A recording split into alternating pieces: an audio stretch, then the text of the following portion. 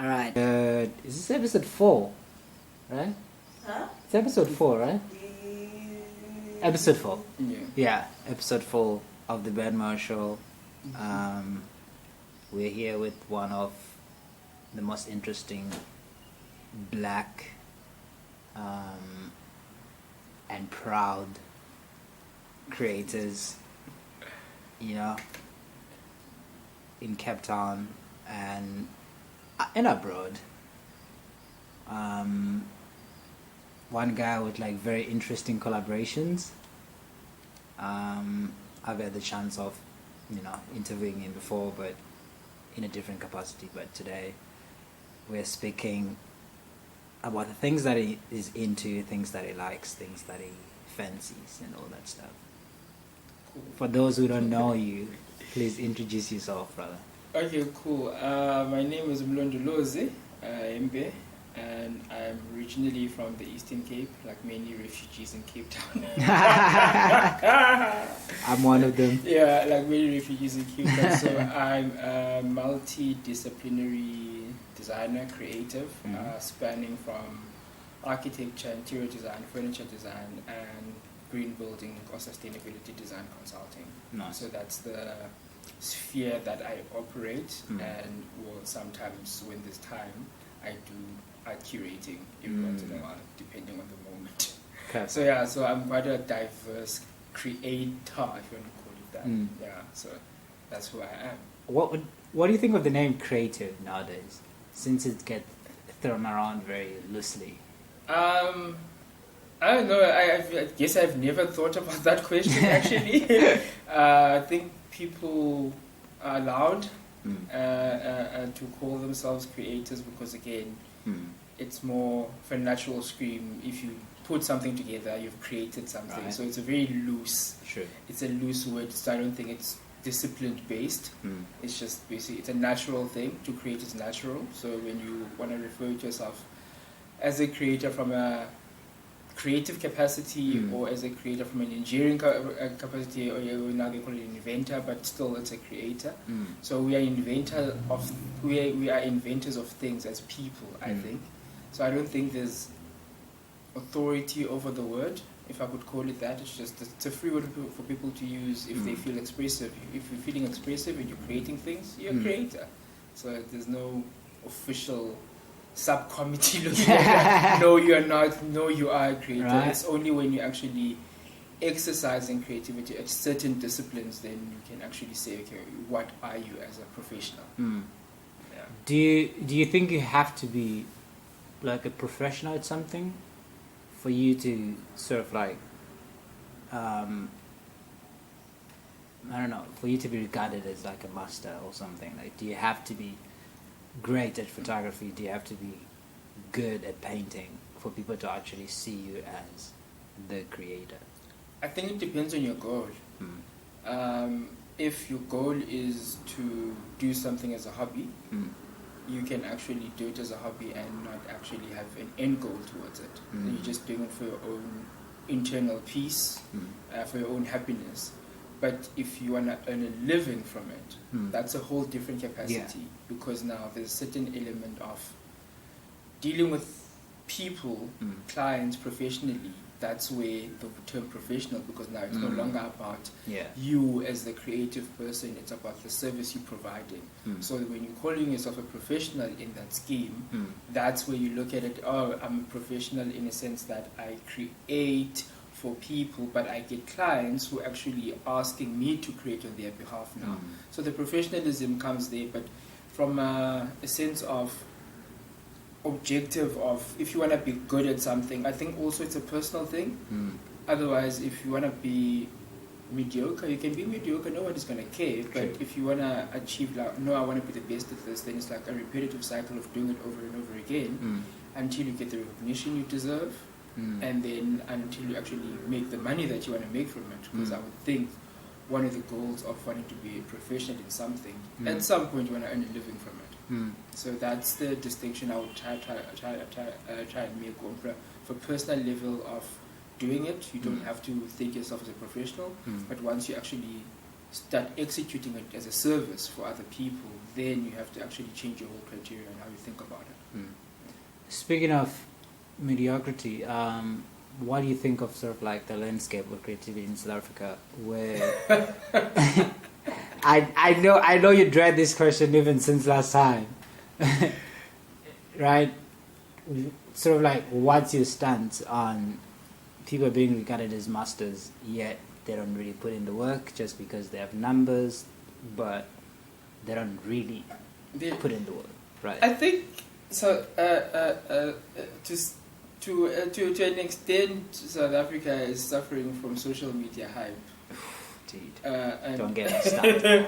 and there's a lot of people who are known for stuff, but they're not executing what they're known for. They're not great at it by and large. But also, I think it's more of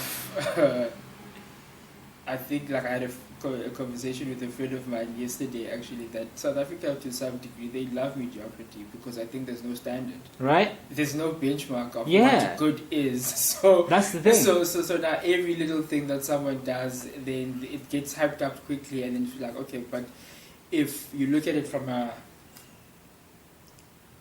creative eye, for someone who actually has developed creative thinking and has been around the block, and you benchmark it against international standards, not that international standards are the authority, but they are some sort of a baseline of what good creativity is in a market that is monetary.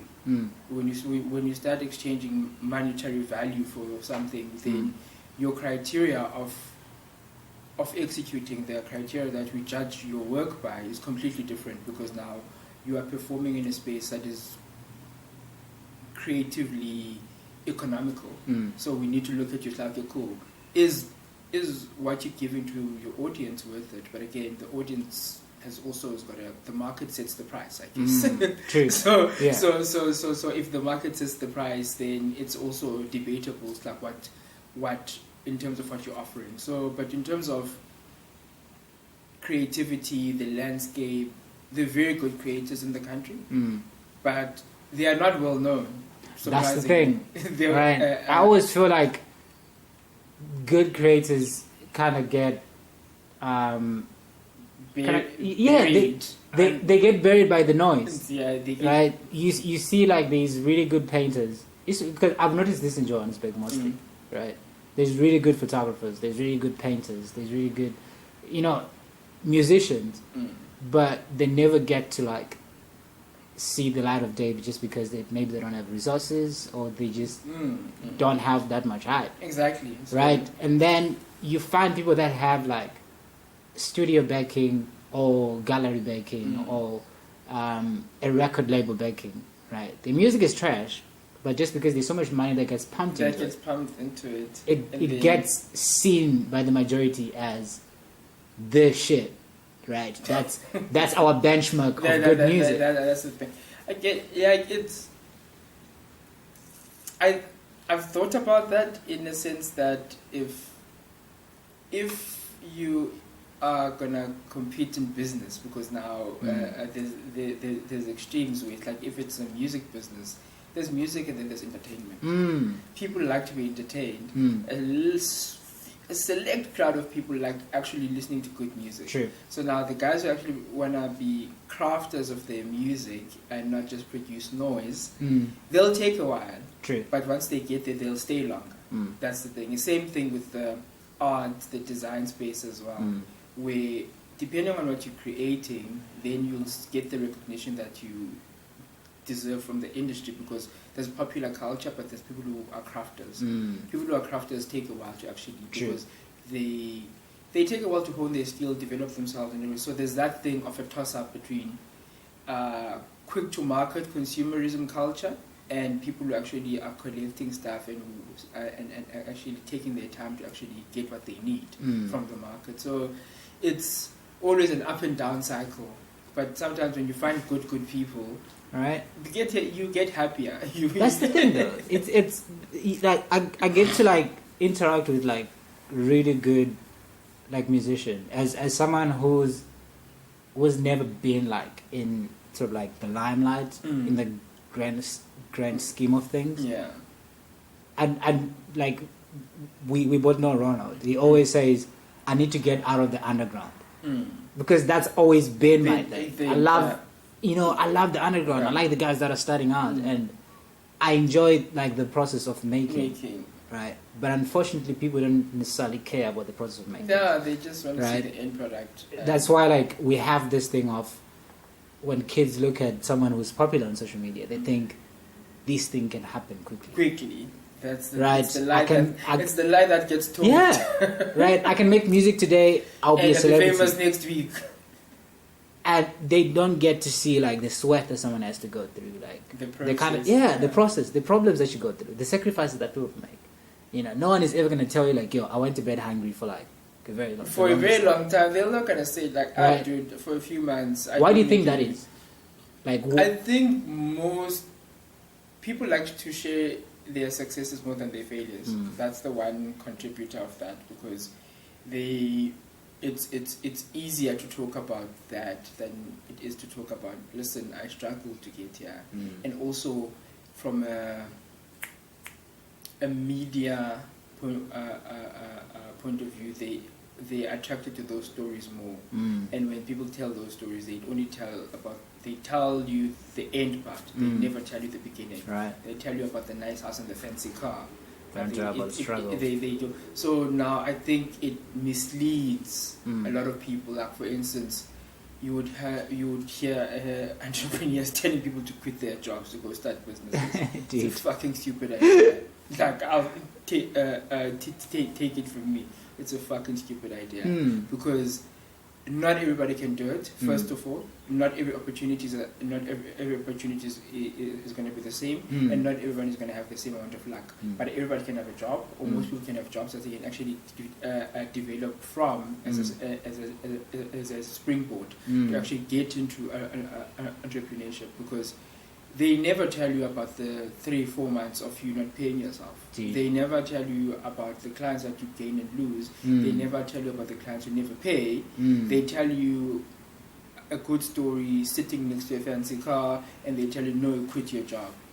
Don't quit your job. Build a business while you're actually earning an income, because you're going to need your salary to fund your business. That's the trick, though. But that's what we're not taught. So you're going to need you need that money that you're actually letting go of to go start a business, and then suddenly you are living off your business. And then your business has not made enough money to actually grow its own legs, to afford to pay your salary. But the money that you're taking away is the money that you're supposed to be putting in, because you don't have any other means of income apart from your business, because you quit your job to actually go chase a startup. It's not a bright idea. And most startups usually die within the first year. Exactly, because it's that cycle of you make a bit of money, you pay your rent, you pay your bills, but no money goes back into the business. True.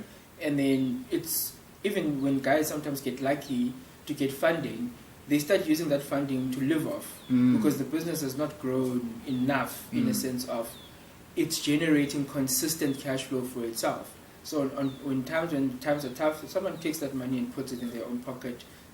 The business is gone. The business is gone in a year or two's time. So it's always people telling half stories. Telling people half stories, people make their own assumptions about the beginning, and then now they get misled to a large degree, because most people, unfortunately, they never want to do their research. True. They just want to jump in without actually having extensive research on something. So it's always a double-edged sword of what is real and what people are saying. True. Yeah. I'm a person that's always like an advocate for sort of like teaching someone before they go into like any business, right? Like, I speak from the experience of someone who left a job, pursued photography, struggled immensely, still struggling, right? But for someone who probably sees my social media, or someone that think I've made it, right? They'll never actually understand what it is to struggle.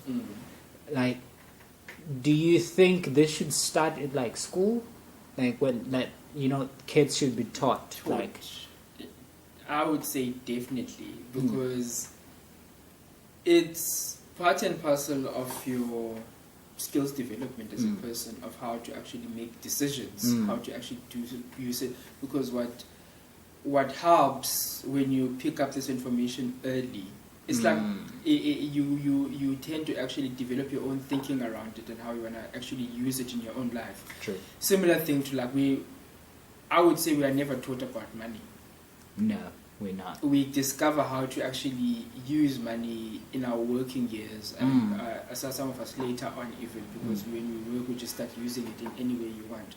But that's something similar thing to like learning a skill of running a business or starting a business, thinking about it even, because not everybody's going to have a business, but it's thinking about what you want to achieve and the various ways to achieve it, whether it's professional development, whether it's business development, whether it's just art in general. So teaching people how to think is the most important thing, and I think people are not taught how to think. They get taught how to actually go and do stuff. Use the money, buy a fancy car, exactly. So not a house. No, not it's even that is. The house thing is debatable, and I'll explain why. Actually. I'll explain why. But it's thinking around your goals and around the things that you want to do is the most important thing. And then now having a knowledge base of that is that we don't get, because sometimes because of our backgrounds we don't have parents who are knowledgeable about these things. But now we've got the internet. Like, typical example, I started learning about good investments 3-4 years ago, but I've been working for quite some time. It's only because I was curious. It's like, okay, cool. If I want my money to work and do something positive with it in terms of growing myself, how do I start thinking about it? So how you think about those things, sometimes it's easier when it comes in like high school level, varsity level. I wish someone had taught me about all the little financial tricks at high school or when I was still in varsity. So when I started working, I knew, okay, cool. First things first, go open up a unit trust for yourself. Put in 500 Rand a month. Because when you're 30, that might be your money to actually put into your transfer fees when you're going to purchase property. That might be your money for your deposit or whatever the case may be. Instead of actually going to take out a loan to pay transfer fees, and now you are actually adding to your debt. So things like that are they make life easier when you actually are older, but you don't know about those things because you get told, okay, cool, how to get a job, you got a job, how to actually get money, how to look cool with your money, but no one tells you about protecting your credit line, because your credit line when you're starting out is the most important thing you will ever have. True. Because you don't have cash but you've got credit. So how to use that credit responsibly to actually either build your career or build your business instead of actually just getting into debt and repeating the cycles of debt. It's a trap that we all fall into, but our responsibility is to tell the other people, like, hey, don't do it. Right? Because I'm noticing it now, like right now, like on social media, pretty much every day, I'm seeing someone who's asking out to the public for money to pay for their fees, right? And stuff like that is a cycle that we see like over and over, like in people that go to universities and they take all these loans. Do you think like our parents should have maybe thought of money differently, like in terms of saving money, or putting aside like a fund for like kids and stuff? I would say part and part, yes and no, because the opportunities that were afforded to them are not the same as the opportunities that are afforded to us, because it's almost as if like we have to go through this process so that our kids don't. Our parents they'll tell you all the reasons why they couldn't do this, apartheid, not economic exclusion, all of those, all of those things, and those reasons are valid for them. And now it's a question of, you went to school, you've learned a bit more than them. Now, what do you do with that knowledge to actually navigate your way into the world? Are you going to repeat the same cycle of actually doing a basic thing of, I'll get a job, after getting a job, I'll get a house. After getting a house, I'll find a wife, and I won't do anything that is outside of that scope to economically free myself by and large. Not that there's anything wrong with that stock standard road, but if you don't want your child to be taking out loans to go to university, if you don't want your child to be actually taking out loans to start a business, if you don't want any of those things for your children, which you know that they are mentally constricting, you would walk the journey differently. True.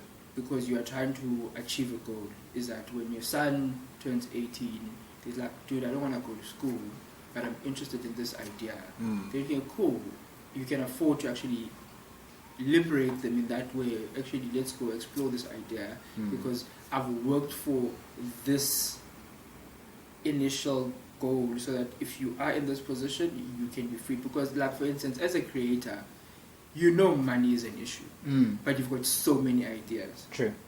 Now, experiencing that as a creative person, do you want your child to go through that process? No. Fucking no. So what do you do to actually to ensure that your child doesn't go through that similar process now?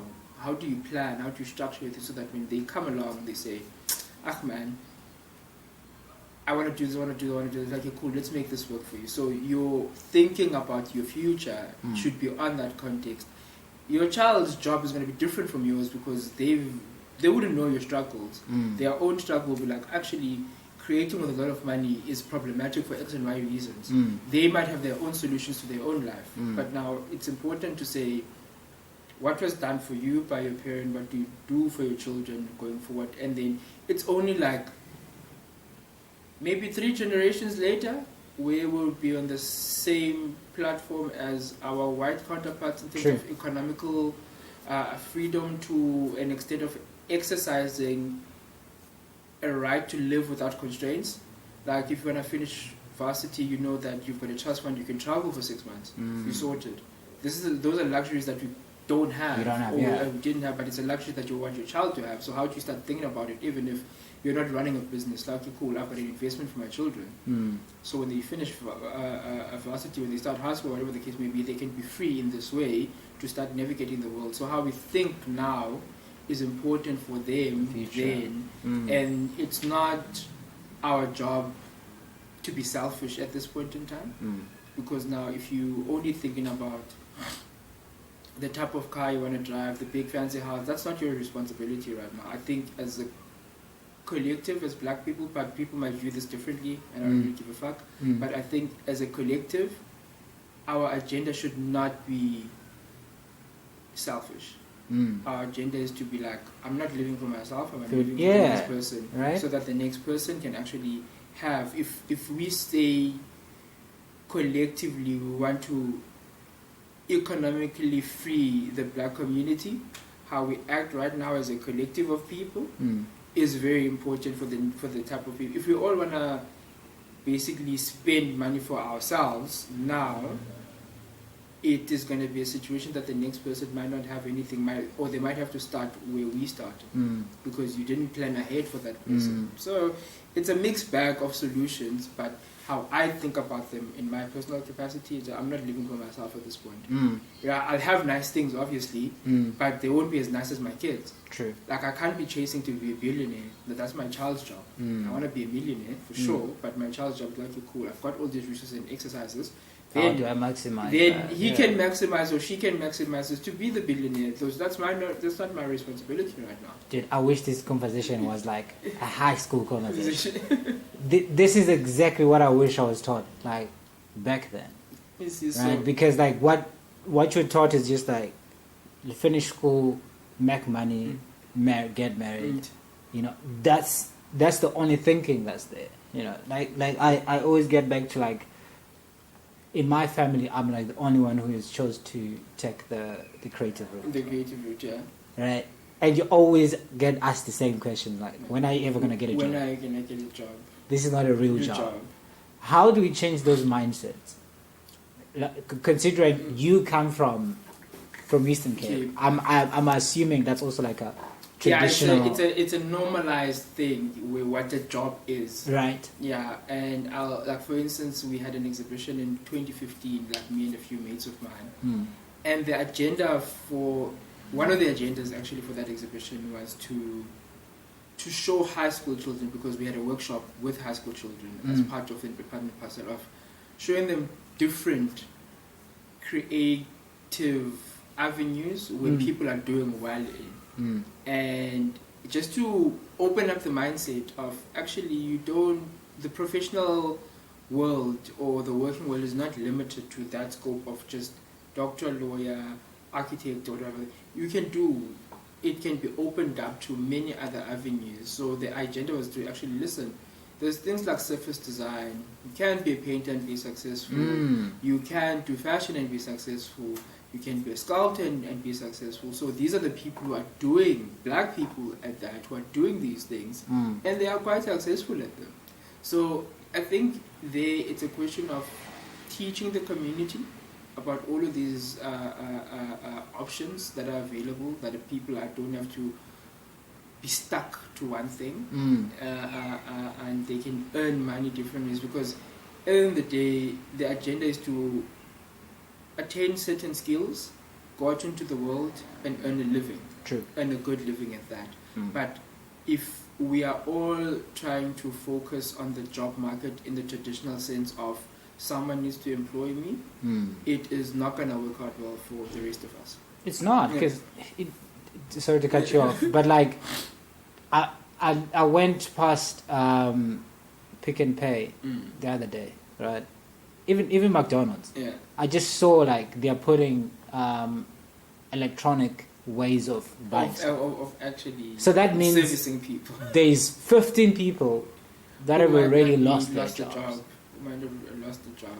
So how do you explain that to someone who's known about just 9 to 5 and nothing else that's like creative or nothing else that's like business related? I think it's the concept of money and people and how to get money.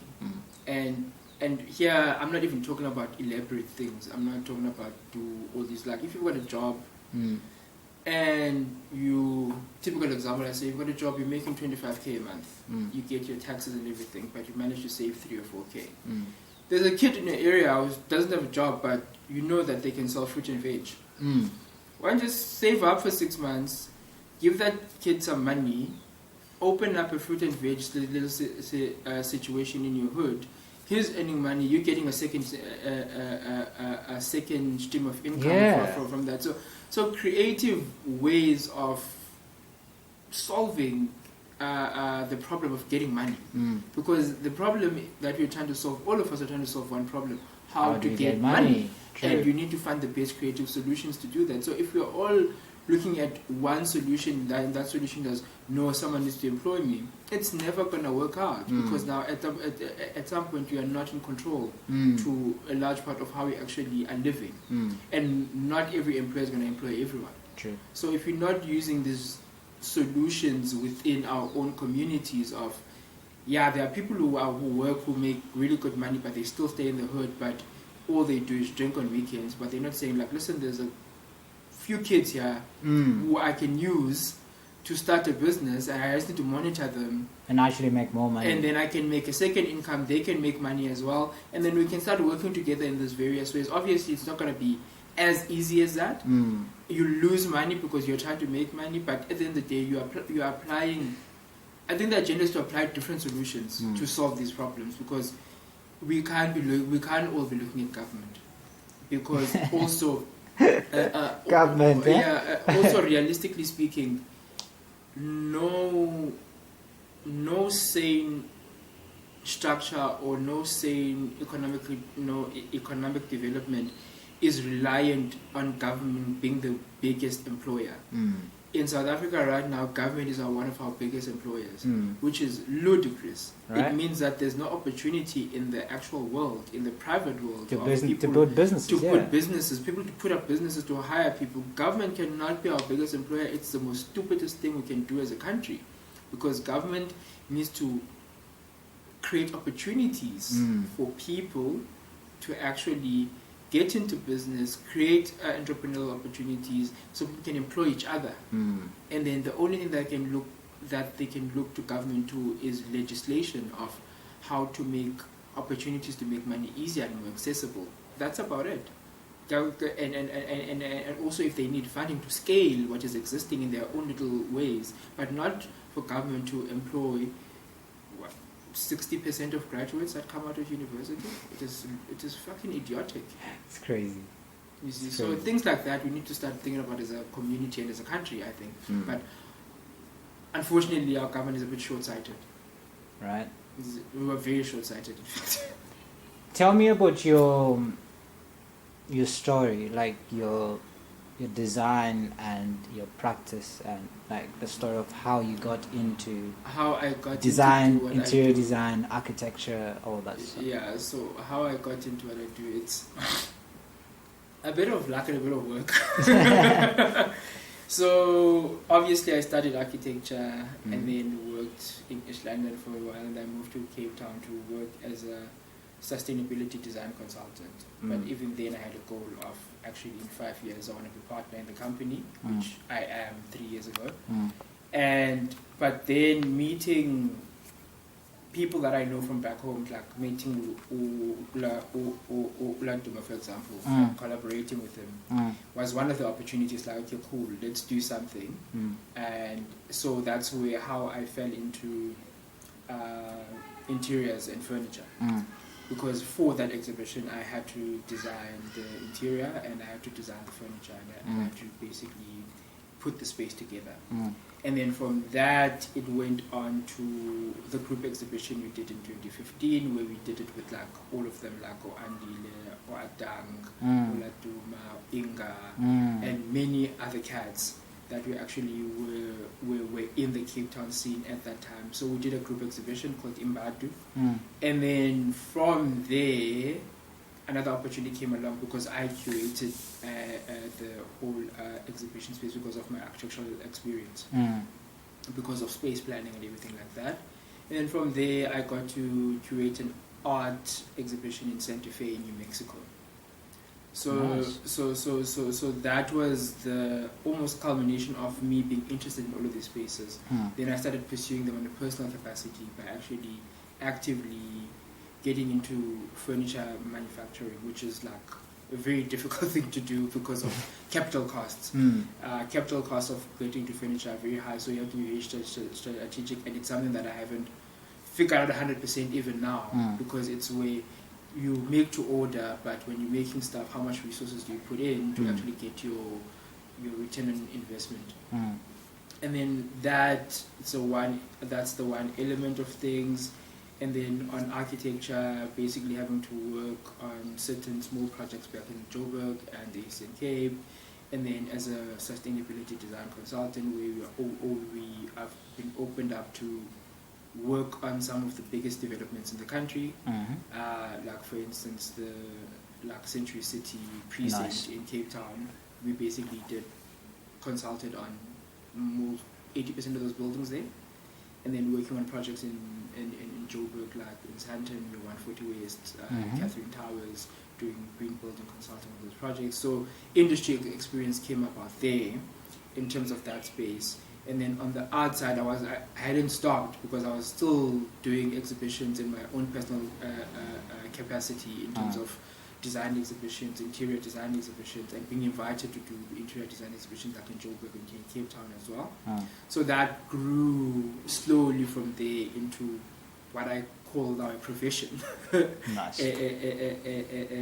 As a whole, and collaborating still with other creatives, like the collaboration I did with Loyiso 2019, where we just basically, I produced a piece of furniture, he did some artwork on it, and same thing with other creatives as well. So it's been a collaborative exercise of creating a platform for myself as a creator, and I think that has worked well for me. Nice. To not be like a lone ranger type of person, to actually work with other creatives, to harness their skills and talent to actually enhance what I do. And yeah, obviously there's features, there's magazine features, there's all of those things, and then now obviously it's turning into projects. Nice. Like doing an interior for a house in Pretoria, we might be doing an interior for a game reserve in KZN, should everything work. That is awesome. Work out. And partly my curiosity now is in property development, but it's at an ongoing struggle for now. So also as a furniture maker, having to being fortunate enough to sell some pieces overseas, we've sold some pieces in the Czech Republic, we've sold some pieces in Australia.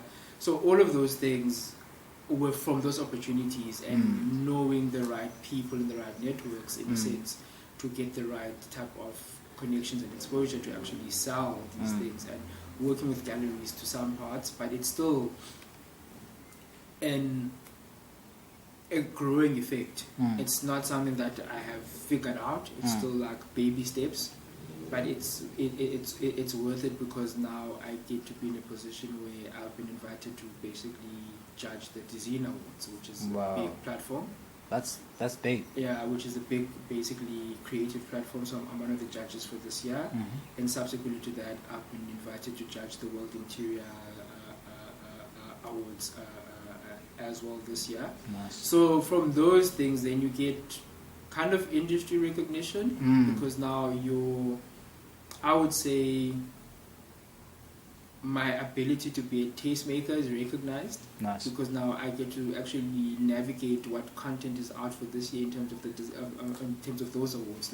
Like, what is the standard? If we are talking about standards, yeah, we earlier, yeah. So you can now say that I can be one of the people who can say, no, this is the standard actually, because I've been through a process of judging international work and local work across the board from two different platforms, and I can consider myself a tastemaker to a large degree. That's a big portfolio. It is a big portfolio. It's a really big portfolio you have. Like, also considering how difficult it is to be a black person in the architecture space in Cape Town. I applaud you for like the hats that I've tried to wear.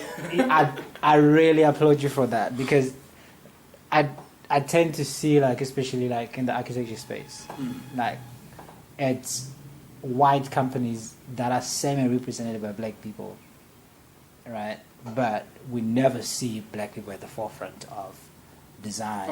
And sort of like forecasting what's gonna come in the future. So like, dude, I take my hat off for you.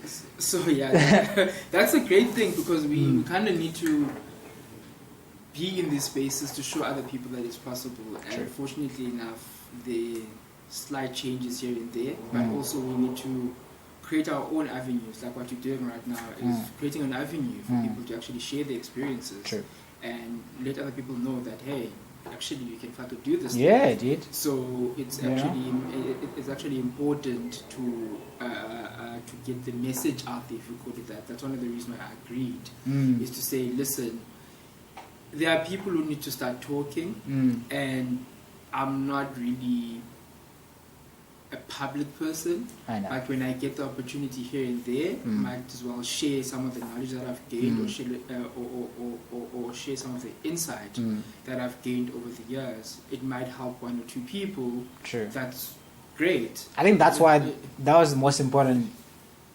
thing that I thought of in terms of like the importance of this video, because there isn't like a lot of faces for black communities in terms of architecture. Like, yes, we might be able to study it, but we don't get to work. We don't. You get to work, but you work in a space that almost alienates you as a creator. And also, I think as black creators, architects, and everything like that, it's a different dynamic, because the money, if I want to be political about this, the money that gets to create all the nice developments is in white hands. True. And they get to hire their own people who are architects to actually express themselves creatively to create those opportunities. Where it's seldom that you find a black developer who wants to do a precinct.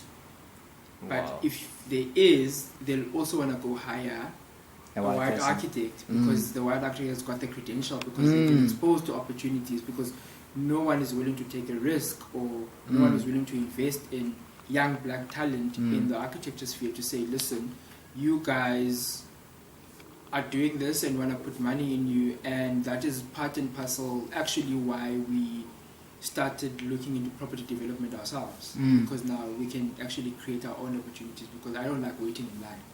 It's not my thing. True. So I rather actually go and actually look for this money with other professionals and say, we'll do the architecture and get our own recognition for our own work and be our own fucking clients. Because now waiting in line for some person to say, yes, we do recognize you as a very good black architect and we'll give you this job alone to do it without actually having other people helping you, because we don't trust you 100% as a competent person or as a competent professional.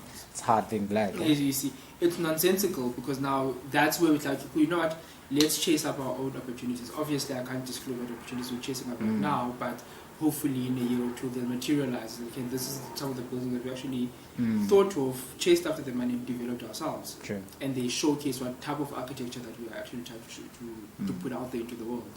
So that's the goal right now, and to also like make others see that there are very good black architects. It's not three in South Africa. So there's not three. It's not Mateka. It's not Rianda.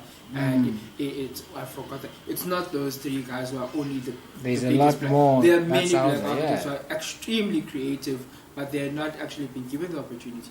So we're looking at giving the opportunity to ourselves. We are giving ourselves the opportunity, because we can't be waiting. So that's the dialogue around that. Interesting. When I look at some of like your furniture pieces and sort of like the kind of work that you do, I get the sense of like African inspiration, especially from like some of your chairs that I've seen. I've seen stuff that inspired by like the djembe drum. I've seen the stuff that you did with Maxhosa. What was it? The poiki. The poiki. Right. That. What's sort of like the inspiration behind like some of your stuff? Like where do you get your inspiration from? I think it's looking at what is contemporary versus from a Eurocentric standard to an African standard. So how do you chase the idea of contemporary African, if you want to call it that? So then how do you then also partly create sustainability through narrative? By sustainability, I mean sustainability of culture. So how do you actually start looking back and drawing things forward and say, okay, cool, man, there's these things that our people used to do, how they used to sit, and now we're actually creating furniture that is inspired by this type of sitting arrangement. Like the Nkundla sofa is inspired by sitting in a circle. It's not really, you can say, an African thing, but it's a human thing. But there's things like the poiki where we know it from traditionally people used to cook with it, but it's also prevalent in the African culture, in the Afrikaner culture. But at the same time, it's something that we use. So how do we tell that story in our own right and say, listen, we use this thing for this type of, but now aesthetically, how can we convert it to a piece of furniture and use it in an African woman, an African man's home, and then so that I think there's some kids who have never seen that poetry before, in the sense of how it's used back home. That's actually true, because I grew up using that. Yeah, you see how, so they don't know the stories around it that most people in our generation would actually tell around that. True. So it's things like that you want to bring forward in terms of my work, that are in terms of storytelling, in terms of just unique ideas that are rooted in Africanism, but also Africanism is a lot of sub-tribes and sub-cultures. So it's also something that we need to kind of be aware of, so that we don't, yes, the unity of the African continent is great, but the uniqueness is our diversity. True. So telling the stories from different tribes and different everything that kind of creates that narrative is also a beautiful thing. So that we don't actually ring fence ourselves and say, no, this is African, this is the only thing that's African. But it's a very diverse exploration of many cultures and many tribes and many communities, and learning from each other and actually putting that forward. So I think the idea is rooted around that, and how do we start talking about that from a creative point of view, from a furniture point of view, and all the other elements from an architectural point of view, because people, if I could speak about it also in an architectural context, there's when people talk about African architecture, but what is African architecture? Because there's so many communities in Africa. True. And how do we then quantify what African architecture is without actually breaking it down into, no, these are the types of styles of architecture that exist in the African continent. Therefore, you can actually convince them it is African. It's not this thing of people taking tribal patterns and throwing them everywhere and titling things African. It is... Don't get me started. Please don't get me started on African prints. We don't even have our own prints to begin with. Like, and that's why I don't even own the same please. print things. I think there's a lot of education that needs to happen, because because especially in the fashion space, I tend to see like international brands jump on the so-called African bandwagon, and they actually don't understand like what being African is. You know, they want to be African at their own comfort, right? At their own comfort. But when it comes to being African, what it means to be African, come down here and see what it means to be African without you saying, "Oh, I'm going to the motherland." Well, like, you know, there's just like a lot of sort of like uneducated people that are out there that don't understand what it is to really be African, because they've never lived the experience, the African experience. Yeah, they've never lived the experience. You know, I'm just curious, for someone who's like starting out, who wants to get in your space, like who wants to get into architecture, design, especially like as a black person, what are the things that someone can sort of like look out for? You know, those hurdles that people don't get to speak about. It's like, if I use my own experiences as a benchmark, is I think being knowledgeable is important, and if you want to get into this space, open yourself up to learning, not just about the space, but the industry as a whole, but the creative space as a whole, because one of the challenges I picked up when I started studying is I wasn't great conceptually. Is it? And it was not because I wasn't a good creator. I was a creator that was not exposed to different ways of thinking. I knew what I knew, and that was it. And that was my box. So when it came to things like concept development, you need to have a broad sense of thinking. You need to be exposed to quite a diverse language of design in order to get inspiration for other things, and especially if it doesn't come naturally to you. So the amount of re-education I did for myself, where I would spend hours at the libraries, university, taking books, reading about stuff, so that my conceptual freedom is starting to be influenced by other things. But at the same time, once you do that, there's a point where you need to stop. And then after you stop, it's where you start developing your own identity as a creator. So those are I think the infant steps of starting. And then, but from a practical point of view, is I think most people, this could be a big assumption, but it's an assumption that I'm willing to make, is that most people aren't brave enough to go ask for help. That's true, actually. In a sense that you know that you're not good at something, or you know that there's a career that you want to pursue, but you are scared to say, listen, can you help me figure this out? or you are and then finding the right avenues and the right people to talk to get you in the right direction. People don't do that, and I think it's the reluctance is that maybe is because people are not interested in helping.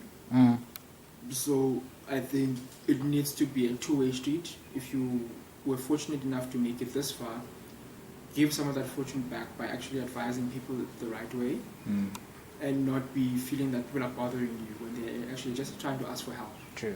That's because at the end of the day, people are just trying to ask for help. And then also, I think one of the key elements in the starting is go to events, go to things.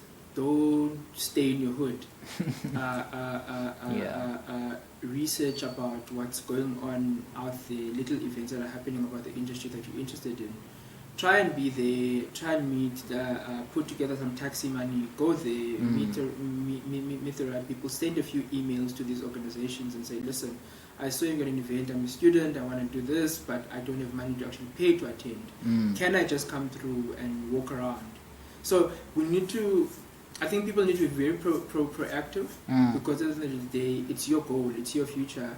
You only know what you want to achieve. If you're unproactive about getting there, not a lot of people are going to care.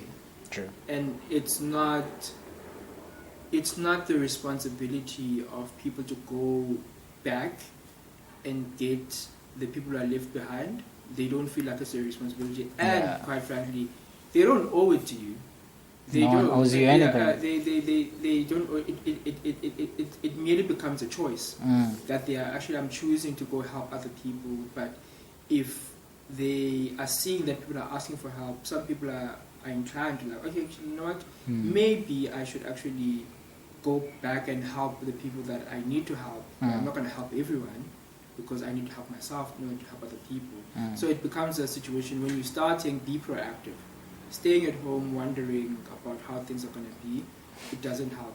Be an action-based person and go and seek out the opportunities, because if you don't seek out the opportunities are not going to come to you. True. Because that's the logic of the world, I think. Yeah. Just in closing, where can people find your work? How can people get in touch with you for those who want to learn and all that stuff? You can basically Google Mlondolozi Hempe.co.za.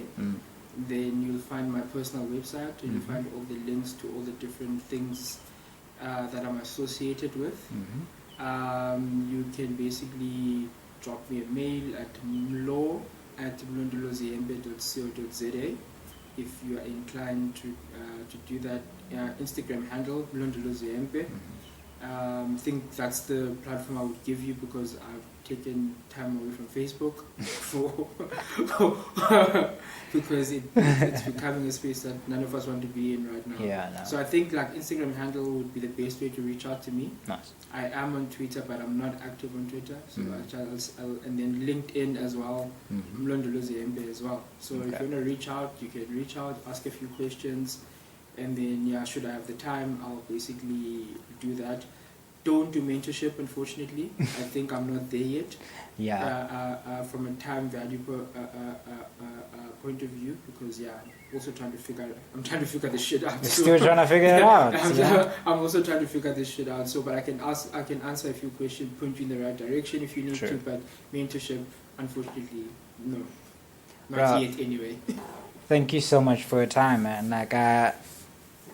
I think this is one of the most important interviews I've gotten to do, because I think there's so many people with questions that never get to get answers like this.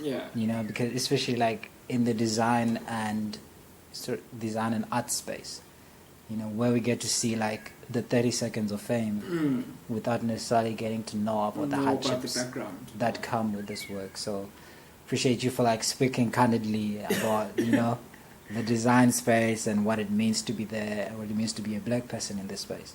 No, dude, pleasure. Hopefully you'll do more of this with other creatives as well. Yeah, definitely. Because I think it'll be a catalyst for people to talk freely if they're not scared. That's it. Because people sometimes don't want to compromise their bag.